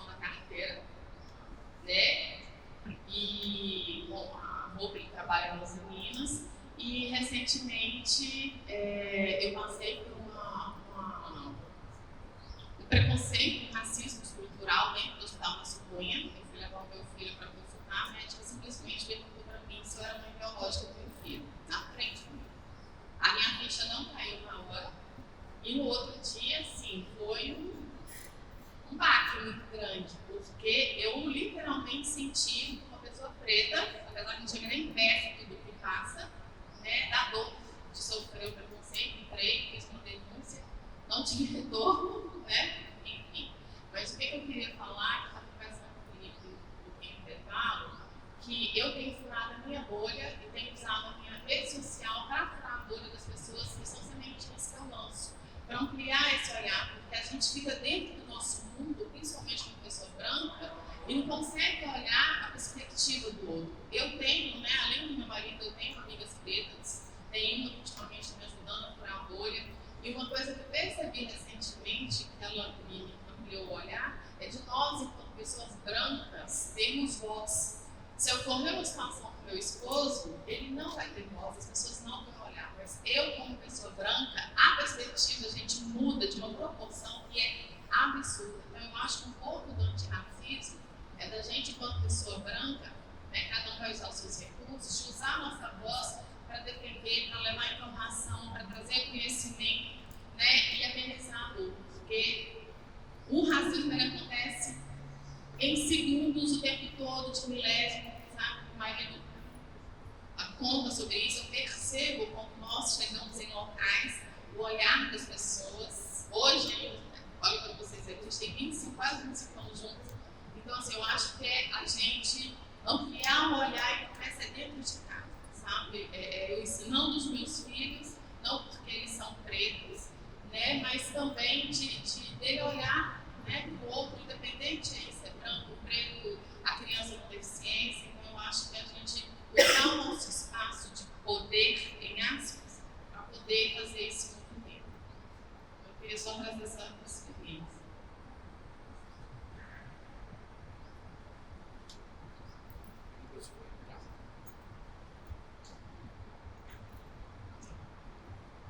Bom dia. Eu fiquei pensando que a gente está falando sobre o que se fala, né? E quando você está contando sobre a curadoria do museu, eu pensei muito sobre o que conta essa história. Eu acho que mais do que o que é falado é quem vai contar.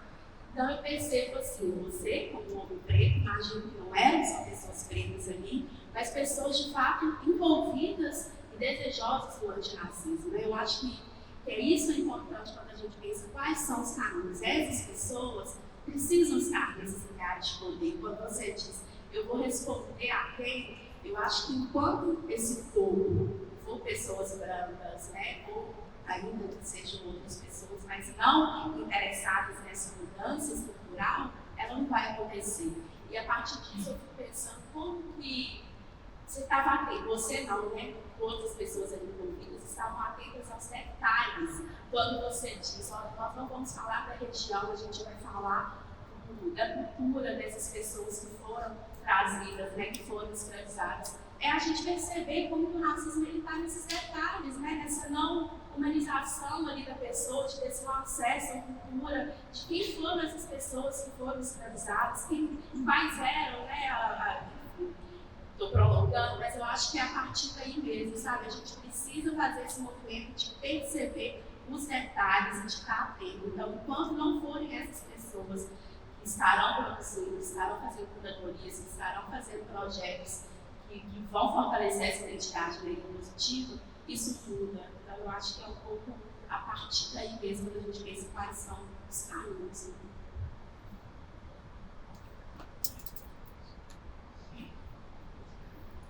Pessoal, só para a gente organizar, inclusive, em termos de tempo, tem uma pergunta ali, e aí depois tem uma ali, e depois eu jogo para o Filipe para a gente concluir. Pode ser?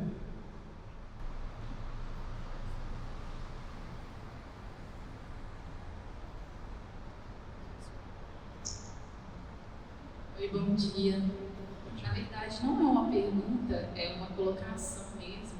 Eu fiquei pensando, e na verdade eu sempre venho a esses espaços justamente para tentar enxergar as pessoas que estão ocupando esses espaços, para além de quem está aí na frente, quem está aqui ouvindo. E eu achei muito interessante a sua fala, Bernani.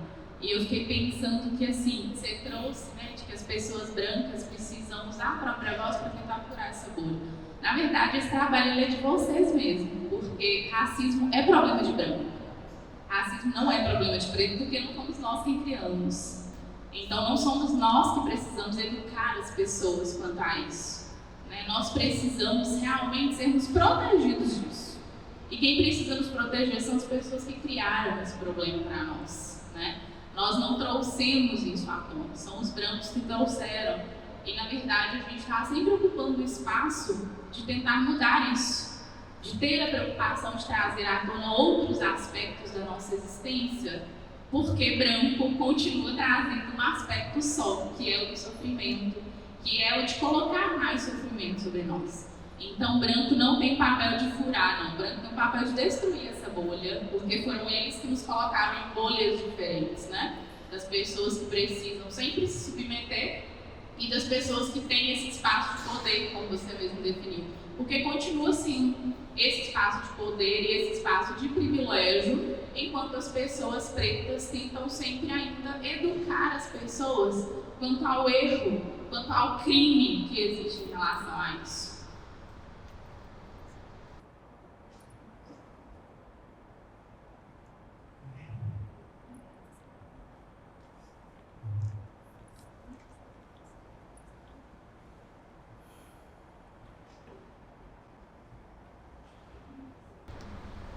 Felipe, obrigado aí, falou bem, falou pouco, falou sem firula, momento aqui ímpar.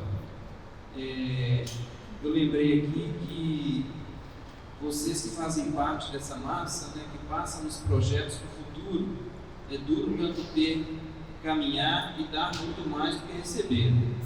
A sociedade, de uma forma geral, é gado, né, se comporta como gado, vai e é tocada como gado. E o que vai mudar isso é a educação, é a consciência, né? O que tira o homem da ignorância é o estudo, é o conhecimento. É isso que o torna independente. Não é carro, casa, roupa, bens. São a questão espiritual. E eu queria, já que a professora de História ali me fez me comportar até mesmo com vergonha dos museus lá de Ouro Preto, e eu nunca tinha percebido isso, enquanto até mesmo professor de Direito, fiquei muito feliz com o seu posicionamento, fantástico. O direito que a gente estuda hoje é o direito europeu, branco, escrito, racista, preconceituoso, xenófobo. E isso nos tem que mostrar que nós precisamos nos reconhecer com a presença dos pretos, dos negros, dessa cultura afro, que é uma cultura espiritual. Se a sua pergunta, Lili, como ser antirracista? O primeiro ponto é reconhecer que nós precisamos ser antirracistas. E o segundo ponto é saber qual que é o caminho para sermos antirracistas. Realmente, nós que colocamos os pretos no lugar do degrau de baixo. Eu estou falando aqui como branco, mas é claro que é um aspecto negativo, ruim, muito triste, mas nós precisamos reconhecer este lugar. Quando a professora de História fala, né, ela fala no lugar de fala dela. Eu acho que o meu lugar de fala é o lugar de humildade e reconhecer que o meu posicionamento hoje é um posicionamento social, piramidal, de geração, que causou mal. Nós precisamos ter essa humildade, reconhecer a nossa fragilidade enquanto aprisionador, enquanto a gente subjetiva a posição do outro, relativiza a posição do outro. E como professor de Direito, eu queria enaltecer, né, o artigo 5º da Constituição, caput, né, a igualdade, a liberdade, o direito à vida. E não é qualquer tipo de vida, né? Como é que você relativiza uma vida? Então, não é liberdade de falar o que quer, muitas das vezes é liberdade de ficar em silêncio. é uma liberdade de ficar calado para não fazer mal ao outro. E a questão da igualdade não é somente a igualdade de dar as mãos, muito pelo contrário, é uma igualdade de reconhecimento. Então, a minha fala aqui é para enaltecer o processo não de aculturamento, mas nós precisamos parar de olhar para a Europa, para o Ocidente branco, como eles estivessem acima e nós estivéssemos embaixo. Como será que os africanos resolvem os problemas do casamento? Como será que eles resolvem os problemas de furto e roubo? Falando numa visão do direito, né?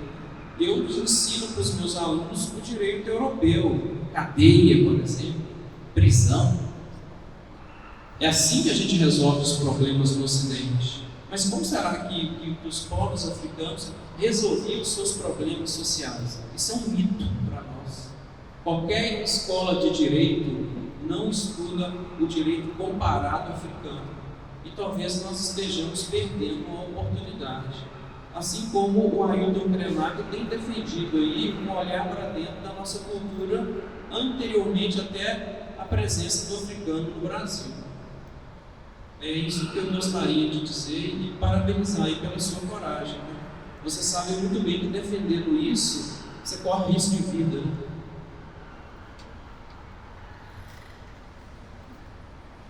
Obrigado. Qual o seu nome? Wallace. Eu corro risco de vida sem ter que falar sobre isso. Eu só corro risco de vida. Mas a sua fala ela me fez lembrar algumas coisas. Assim. Eu trabalhei por 6 anos na justiça. Eu sou meio rodado assim nesses negócios de museu. Sou bem rodado. E eu trabalhei 6 anos num museu lá no Rio, da justiça. E uma das coisas que eu aprendi logo no início, trabalhando na justiça, é que não tem como falar de igualdade na justiça. A justiça não é justa. Ela não é igual para todos. Não dá para a gente falar de igualdade, de justiça, se para cada pessoa ela é aplicada de uma forma diferente. Quando eu falei mais cedo, no início, com vocês, sobre a postura do corpo dentro do museu, a mão para trás, eu me lembrei de uma experiência que eu tive lá, que foi trabalhando com o termo que se usa hoje, com adolescentes em conflito com a lei, que eram chamados de menores infratores.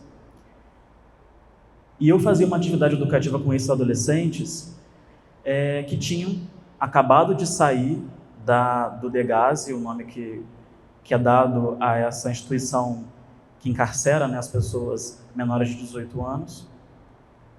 E a gente tinha o desafio de acessibilizar, fazer uma visita, apresentar um equipamento cultural para uma pessoa que estava totalmente afastada dos espaços culturais, de fato. E isso acontecia muito. Os meninos eles chegavam lá com os braços para trás. E a todo instante, a justiça condenava essas pessoas. Elas não tinham forma de estar. Elas, eu imagino, a colega saiu, mas eu imagino que aquelas pessoas odiavam o museu também, sabe? Então, assim, eu não consigo pensar em igualdade sabendo que o que nós vivemos não é igual, sabe? Eu não consigo pensar de uma outra forma, assim, sabe? É um pouco do que a colega falou ali sobre essa questão do racismo, do antirracismo, que foi uma coisa criada pela branquitude, É ela que tem que lidar com isso. Ao mesmo tempo também que a gente, enquanto população preta, tem que se cercar, tem que se juntar para poder combater isso que foi criado por outros, sabe? Enfim, eu fico pensando muitas coisas aqui, mas não sei. Eu acho muito difícil ter que pensar sobre isso, falar sobre isso, sem olhar para o que de fato acontece, sabe? Isso, eu fico um pouco repetitivo, eu acho, nisso, mas não tem como ser justo. A justiça, ela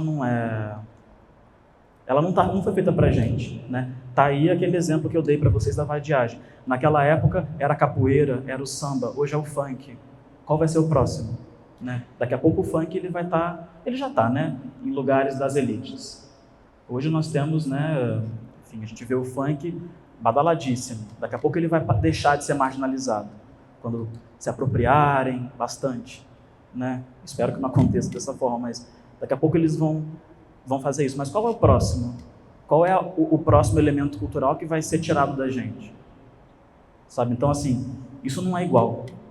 Isso não está sendo feito de forma equânime, sabe? Não tem equilíbrio. Enfim, muitas coisas.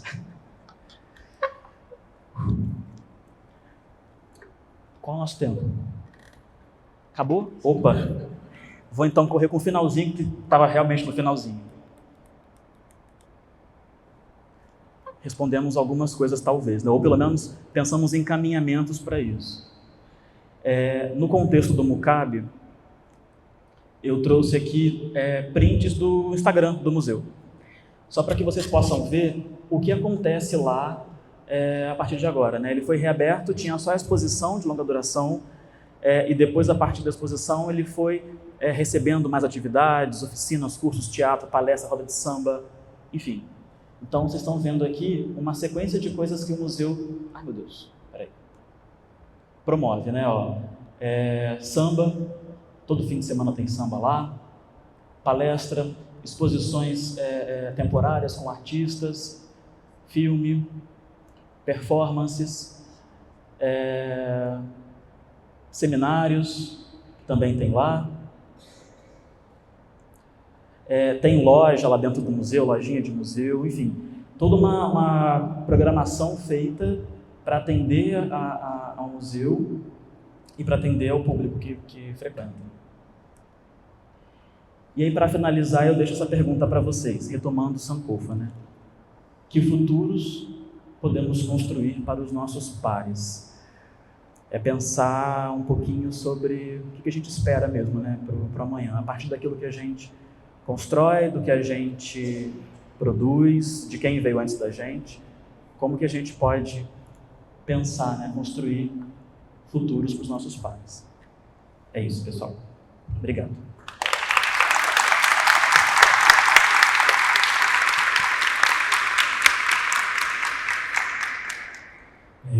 Pessoal, eu acho que a gente fechou muito bem esse ciclo de debate sobre temas da educação da educação hoje. Estou muito feliz, muito emocionado com a contribuição de vocês. De fato, focaram muito assim, que me fazem primeiro entender que construir uma programação educativa é para isso. Não é só para números, não é só para dizer que os conclusões são as coisas incríveis, mas é que a gente possa se conhecer e debater juntos. Então, para mim é uma sensação de construção completa, real. Mas a construção que nunca acaba, assim como ser antirracista, né? Essa pergunta é muito. Ela é uma pergunta meio capciosa. Podemos aprender com o antirracismo, devemos aprender que é um processo que está constantemente no fluido, e talvez nunca vá chegar a uma conclusão, né? É um exercício constante. Então, quero agradecer muito por você ter vindo, por você ter esquentado as nossas ideias sobre esse tema com a sua experiência. De novo, reiterar que a participação de vocês hoje é fundamental, para a gente conseguir pensar, né, o que a gente vai estar fazendo para continuar, dando continuidade a esses debates. Não, a sua pergunta, né, sobre o que a gente pode aprender, eu fico pensando que eu acho que um possível, no meu ponto de vista, um possível caminho é ter a participação coletiva das pessoas, dar a mão, puxar e falar, vem junto, vamos fazer junto, vem fazer comigo, não fazer sozinho, sabe? Porque aqui, eu falei que terminei, mas tinha o último slide que sou eu com as meninas que fizeram um trabalho comigo, a Stephanie Santana e a Érica Monteiro, que foram as curadoras da exposição, que fizeram esse trabalho comigo, que foi super difícil de fazer, enfim. E eu acho que é um pouco disso, assim, sabe? É a gente pegar pela mão mesmo, assim, sabe? Dar a mão, falar, vem, tô contigo, e fazer, sabe? E dá cara, é super difícil, sabe? Como o colega falou ali, né? A gente corre risco todo dia, não só aqui de me apresentar para vocês, mas todo dia é muito difícil nesse aspecto racial. Mas eu imagino que se a gente faz junto, a gente faz melhor, né? A gente consegue ir mais longe, a gente consegue chegar em mais pessoas. E acho que a partir disso a gente consegue pensar, propor mudanças, né? E propor rupturas, na verdade, né? Acho que é isso. Pode, por favor. Gente, bom dia, meu nome é Ana Paula. Vou tentar não delongar, mas eu acho que a fala do Felipe, essa provocação, ela é muito importante, porque você traz uma experiência de museu, mas ao mesmo tempo você traz toda uma construção, toda uma questão histórica, e isso nos toca, isso mexe com a gente. Eu acho que nos traz uma provocação de pensar no nosso dia a dia, nos nossos espaços de atuações, que seja no nosso trabalho, que seja, eu sou representante de instituição, da instituição que a gente faz parte, essa mobilização que a gente busca fazer, que acontece conosco todos os dias. E aí é um sofrimento constante.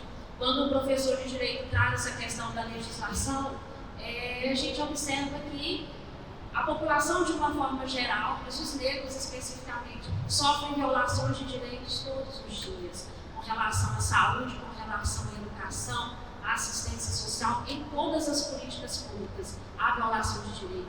Na cultura, mais ainda, porque os recursos são poucos. Geralmente, quando você vai cortar, corta da cultura, corta da assistência social. E quando a gente vai pensar na população preta, onde elas ocupam espaço, onde elas estão? Porque quando a gente vai num restaurante, pode-se contar as pessoas pretas que estão ali. Quando nós viemos assistir uma peça de teatro, podemos contar também. No cinema também podemos contar. Mas quando você vai em espaço relacionado à assistência social, traz ideias, tem muitas pessoas pretas ali. Sistema prisional está cheio de pessoas pretas. Não porque elas cometem mais crimes, mas porque elas são mais criminalizadas. Além de instituição, ser representante de instituição comunitária, eu também trabalho com alternativas penais. Então, o perfil do sistema carcerário são de pessoas pretas, porque são mais perseguidas, né? O direito, ele não é igual para todo mundo. Existe a segregação, existe a diferença. Até mesmo aqui nós atendemos a comarca de Ipatinga, que é Santa Paraíso, Ipaba e Ipatinga, nós podemos observar recorte dos bairros das pessoas que são criminalizadas. Por quê? Carinhu, Castelo, esses bairros mais nobres quase não aparecem. Mas é porque realmente não cometem delitos ou porque realmente não há a presença da polícia nesses espaços. Então, acho que o que você traz para a gente são provocações da gente pensar realmente por que isso? E nós, o que nós podemos fazer? Acho que é participar de espaços, nós precisamos também nos movimentar no sentido de comissões, seminários. O que nós vamos fazer? Como nós vamos problematizar? Como ocupar esses espaços? Mas como termos voz também, de coisas que realmente possam mudar essa realidade. Porque nós vimos de todo um contexto histórico. Nós sofremos muito, né? Racismo, sofremos com olhares, com várias questões, às vezes com a questão da roupa.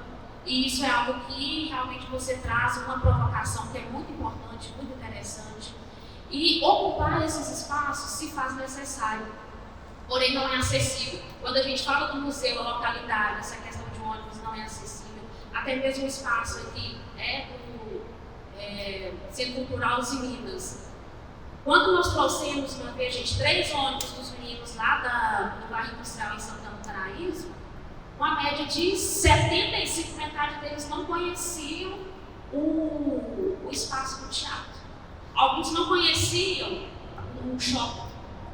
Andar de escada, isso eu estou falando de coisa recente, foi ano passado. Andar de escada rolante foi um desafio para os meninos. Ai, tia, eu estou com medo. E aquele negócio assim, um ficava lá em cima e o outro aqui embaixo para ajudar os meninos a andar de escada rolante.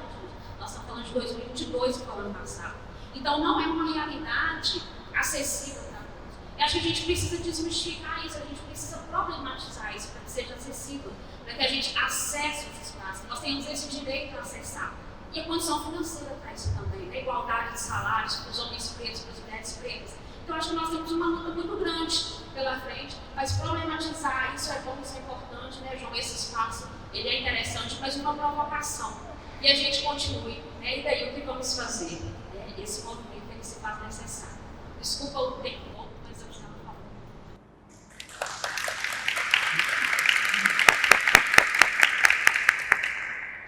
Pessoal, é isso. Vamos curtir o restinho de sábado, pensando nessas coisas, celebrando nossas vidas, pensando e sonhando futuros melhores. Eu espero que a gente se encontre mais vezes aqui no nosso programa sobre o que vem, tá? Até breve, gente.